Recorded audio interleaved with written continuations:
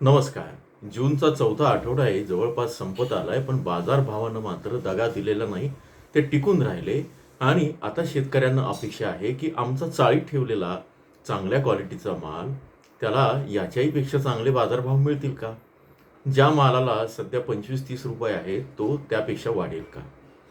पण अशी जी अपेक्षा असतात ना, दुसऱ्या बाजूला त्यांना शंका पण आहे, त्यांच्या मनात धास्ती पण आहे आणि अनेक सध्या काही अफवा पसरवणारे पण काही लोक आहेत, की जे ही धास्ती जाणून-बुजून निर्माण करतात. ती आहे कर्नाटकचा किंवा दक्षिणेचा कांदा आता जुलैमध्ये येतो आहे, त्यामुळे तुमचे भाव पडणार का? वास्तव परिस्थिती काय आहे? खरंच तुमचे भाव पडणार का? किंवा कर्नाटकचा कांदा जर आला तर किती येईल? तो आत्ताच येईल का या आठवड्यामध्ये? जाणून घेऊया. व्हिडिओ शेवटपर्यंत पहा. अतिशय मोलाची माहिती आहे. नमस्कार. ॲग्रो शिवारमध्ये आपल्या सर्वांचं स्वागत आहे. आज आहे शुक्रवार, तारीख आहे 26 जून 2026. आता एक महत्त्वाची माहिती आहे, की कर्नाटकच्या कांद्याची बी पेरणी आणि लागवड कधी होते आणि तो बाजारात कधी येतो, ते आपण सगळ्यात महत्त्वाचं बघूया. ICAR कांदा लसूण संशोधन केंद्र आहे. त्यांनी दिलेली जी माहिती आणि जो काही अभ्यास आहे आणि तिथले शेतकरी आणि व्यापाऱ्यांचा जो अनुभव आहे त्यानुसार आता मी तुम्हाला अधिकृत माहिती वाचून दाखवतो. तामिळनाडू, कर्नाटक आणि आंध्र प्रदेशमध्ये एकूण 3 सीझन आहे. नाशिकमध्ये खरीप, लेट खरीप आणि रब्बी असा असतो. तिथे उलटं आहे. तिथे अर्ली खरीप असतो, खरीपच्या आधी. याचं रोपं धरायला जे टाकतात, बी टाकतात, ते साधारण फेब्रुवारी ते एप्रिल या दरम्यान आणि एप्रिल ते जून या दरम्यान करतात लागवड. आणि हा कांदा जेव्हा येतो तो जुलै ते सप्टेंबरला येतो. आता यंदा काय झालंय, की यंदा एल निनोमुळे ज्यांच्याकडे संरक्षित पाणी होतं किंवा जे कृष्णाकाठचे किंवा त्या नदीकाठचा जो भाग होता, तिथेच साधारण या पद्धतीची लागवड झाली. आणि तुम्हाला आठवत असेल, मागच्या आठवड्यामध्ये बंगळुरूला 2 दिवस एक थोडा 100 किलो वगैरे असा कांदा बाजारात आला. 70 किलो, 100 किलो. पण त्याची क्वालिटी कमी होती, त्याला भाव मिळाला नाही, पण कोणीतरी हौसेनं तो लागवड केली होती. आता हे सगळं झालं. यंदाचं वास्तव काय आहे आणि खरंच कांदा बाजारात किती येणार आहे? कर्नाटकचा कांदा संपूर्ण भारताच्या तुलनेत किती असतो एकूण? ती सगळी माहिती आपण समजून घेऊया. माझ्याकडे बाजारभावाची पण आता ताजी स्थिती आहे. ते बाजारभाव असे दर्शवतात, की कर्नाटकमध्ये बहुतेक सर्व जिल्ह्यांमध्ये कांद्याचे बाजारभाव हे मागच्या आठवड्याच्या तुलनेत वाढलेले आहेत. मागच्या महिन्याच्या तुलनेत काही ठिकाणी 100% वाढलेले आहेत. याचा अर्थ तिथे कांदा टंचाई आहे. व्यापाऱ्यांचं काय म्हणणं आहे आणि एक्सपर्ट काय सांगतात ते मी तुम्हाला सांगेन. थोडंसं आता हा महत्त्वाचा भाग पाहू, की यंदा कांद्याची काय परिस्थिती आहे. कर्नाटकमध्ये महत्त्वाचे कांदा पट्टे कुठले ते आपण बघूया. विजयपूर, चित्रदुर्ग, बागलकोट, बेल्लारी, गदग, धारवाड, कोप्पळ, बेळगावी, हावेरी, चिकबल्लाळपूर याच्यावर ही महत्त्वाची आहे. आता 2024 मध्ये जो एक अभ्यास झाला होता शास्त्रज्ञांनी किंवा कृषी तज्ज्ञांनी केलेला, त्यानुसार कर्नाटकचं कांदा क्षेत्र जे आहे ते साधारण सरासरी जे असतं ते 2,29,000 हेक्टर आणि उत्पादन जे होतं ते साधारण 27 ते 28 लाख मेट्रिक टन. आता यंदाचं जे आहे एकूणच त्यातही काय आहे, की विजयपूर, चित्रदुर्ग, बागलकोट आणि बेल्लारी हे मुख्य जिल्हे कर्नाटकमध्ये कांदा पिकवतात. थोडक्यात काय, संपूर्ण भारतात जर कांद्याची उत्पादनाची जी स्थिती आहे ती साधारण 300 ते 310 लाख मेट्रिक टन आहे मागच्या वर्षी आणि या वर्षी पण. आता खराब बराच झालेला आहे. मी तुम्हाला फक्त उत्पादनाचा आकडा सांगितला आहे. खराब झाला तर ते अगदी 250 किंवा त्याच्या खाली जाऊ शकतं.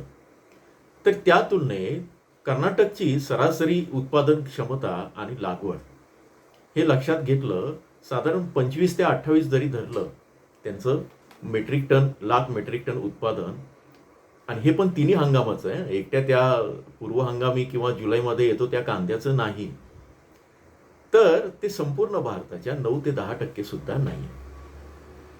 आता 2025 मध्ये विजयनगर आणि साऊथ बेल्लारीमध्ये 35,000 हेक्टर कांदा लागवड असल्याचा एका कन्नड पब्लिक टीव्हीचा संदर्भ आहे, ते पण मी इथं शोधलं आहे. पण त्यावेळी बाजारभाव जे होते, हे मी मागच्या वर्षीचं सांगतोय, ते 2,500 वरनं 1,500 पर्यंत आले होते. याचं कारण पाऊस पण झालेला होता, हे पण आहे. नंतर मग आंध्र प्रदेश गव्हर्नमेंटला तो कांदा विकत घ्यावा लागला होता, त्यांनी अनुदान दिलं होतं तेलंगणा, आंध्र प्रदेशमध्ये, हे तुम्ही बघितलेलं आहे. आता मे जूनची ताजी परिस्थिती काय आहे 2026ला? 17 जूनपर्यंत कर्नाटकामध्ये पेरणी मोठ्या प्रमाणात मागे आहेत. महाराष्ट्रामध्ये सुद्धा आता पाऊस पडायच्या आधीपर्यंत एकही ठिकाणी पेरणी झालेली नव्हती. एकूण खरीपाचं त्यांचं लक्ष्य काय आहे, तर 84 लाख हेक्टर, पण प्रत्यक्ष पेरणी झाली ते 17 लाख हेक्टर, म्हणजे थोडक्यात 20 लाख हेक्टर झाली. त्यामध्ये बेल्लारी 6%, चित्रदुर्ग 5%, विजयपूर 4%, अशा अल्प किंवा अत्यल्प पातळीवर जर पेरण्या असतील तर पूर्व खरीप कांदा वेळेवर येण्याची शक्यता किती आहे, तर ती अजिबात नाही. किंवा ते अगदी हौसी शेतकरी आणि त्यांच्याकडे पाणी सोडलं तर ती शक्यता कमी असल्याचं कर्नाटकामधल्या स्थानिक माध्यमांचं, कन्नड भाषेतलं जे माध्यम आहेत आणि तिथला कृषी विभाग आहे, त्यांचं म्हणणं आहे. आता पुढचा मुद्दा, कृष्णाकाठचा कांदा, विजयपूर, मुद्देबिहाळ हा जो भाग आहे, एप्रिल 26 मध्ये विजयपूर, मुद्देबिहाळ भागात कांद्याचे दर कोसळले होते.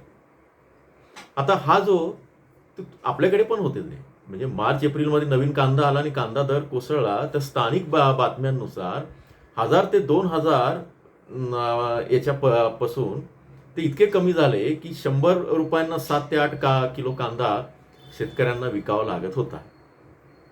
याला युद्ध असेल, अनेक कारणं असेल, आपल्यालाही तसंच सांगितलं गेलं आणि तो स्टॉक करून ठेवला गेला, तो त्याविषयी आपण वेगळं बोलूया.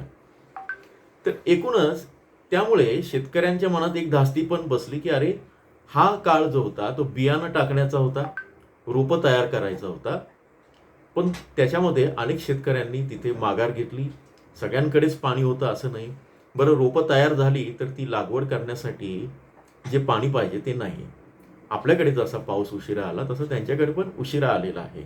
त्यामुळे एकूणच कर्नाटकचा पूर्व खरीप कांदा जुलै अखेर जो किंवा ऑगस्टपासून बाजारात येतो, जुलै अखेर येतो, महाराष्ट्राच्या उन्हाळी कांद्यावर तो दबाव आणतो. पण यंदा ऑगस्टच्या सुरुवातीला मोठा दबाव येईल असं दिसत नाही, कारण महाराष्ट्रच नव्हे, आता लासलगावच्या कांदा व्यापाऱ्यांचं काय म्हणणं आहे ते सांगूया. अतिशय अनुभवी व्यापारी आहेत लासलगावचे, निर्यातदार पण असतात. त्यांचं असं सांगितलेलं आहे की साऊथकडे सुद्धा कांदा घटलेला आहे. देशामध्ये सगळ्याच ठिकाणी कांदा जो आहे तो शॉर्टेज आहे, याच्याविषयी आपण म्हणालेलो आहे. पण अधिकृत त्यांनी काल वक्तव्य केलेलं आहे एका ग्रुपवर आणि तो मेसेज व्हायरल होतोय. आता दुसरीकडे पुण्याचे आमचे काही व्यापारी मित्र आहेत, ते परिस्थितीवर लक्ष ठेवून नसतात, कारण त्यांचा संपर्क, आणि काही सोलापूरचे आहेत, यांचा संपर्क येतो साऊथशी डायरेक्ट. त्यांना पण आम्ही हे विचारलं, 2-3 दिवस ते माहिती घेत होते आणि त्यांनी पण सांगितलं की यंदा पाऊस कमी झालेला आहे, त्यामुळे बेल्लारी किंवा साऊथ बेल्लारी हा कांदा आपल्याकडे येईल आणि तो बाजारावर परिणाम करेल असं वाटत नाही. त्यामुळे यंदा तो कांदा कमीच येईल. मात्र 1-2 जे मध्ये फोटो टाकले होते त्याच्यावर मग शेतकरी संघटनांनी आणि पुढाऱ्यांनी किंवा जे सगळे होते त्यांनी दणका दिलेला आहे की असे फोटो टाकून तुम्ही आमचे बाजारभाव पाडू नका. तर शेतकरी पण आता सावध झालेले आहे. पूर्वी काय व्हायचं की कुठल्या तरी पेपरला अशा बातम्या यायच्या, भाव वाढायला लागले आणि तिकडे तुम्हाला मध्य पूर्वेकडे आता चांगली संधी मिळते आहे कांदा विक्रीसाठी. मग हा कांदा स्वस्तात घ्यायचा आणि जास्त किमतीनं विकून जास्त नफा जर कमवायचा असेल तर एकच इलाज आहे की तुमच्या खरेदीचा जो पिरियड असतो त्या काळामध्ये स्थानिक जे काय म्हणतात भ्रष्ट पत्रकार आहेत त्यांना आताशी धरून साऊथचा कांदा बाजारात येणार, जुलैमध्ये प्रवेश करणार, ऑगस्टमध्ये करणार असं सांगायचं आणि बातम्या हे करून ते पाडायचं. पण आता शेतकरी खूप सजग झाले. शेतकऱ्यांची तरुण पिढी ही प्रत्येक ठिकाणी माहिती घेते. म्हणजे मला बांगलादेशबद्दलची माहिती नाही, ती शेतकऱ्यांच्या तरुण पिढीतले एक आमचे शेतकरी आहेत छत्रपती संभाजीनगरचे, ते सांगतात की अहो ते बघा ना बांगलादेशचं असं आहे. किंवा आमचे नगरचे किंवा कसमादे पट्ट्यातले जो कांदा पट्टा ओळखला होता तिथले काही तरुण मित्र आहे, शेतकरी मित्र आहे, ते पण बारीक सारीक माहिती घेतात आणि मगच सांगतात की कांदा थांबवायचा की विकायचा. एकूणच काय आहे, या सगळ्यातनं हा व्हिडिओ थोडा मोठा होतोय, आता थांबतोय. जुलैचा पहिला दुसरा आठवडा कर्नाटकचा मोठा दबाव नाही. जुलै अखेर असेल पेरणी आणि पाऊस पुन्हा तपासणं महत्त्वाचं ठरतं. ऑगस्टमध्ये नवीन कांद्याची टप्प्याटप्प्याने लागवड होऊ शकते. सप्टेंबरमध्ये कर्नाटक आवक वाढली तरच महाराष्ट्रावर दबाव वाढू शकतो. मात्र महाराष्ट्रात सुद्धा कांद्याची लागवड कमी होणार आहे खरीपाची, त्याबद्दल आपण बोलूच.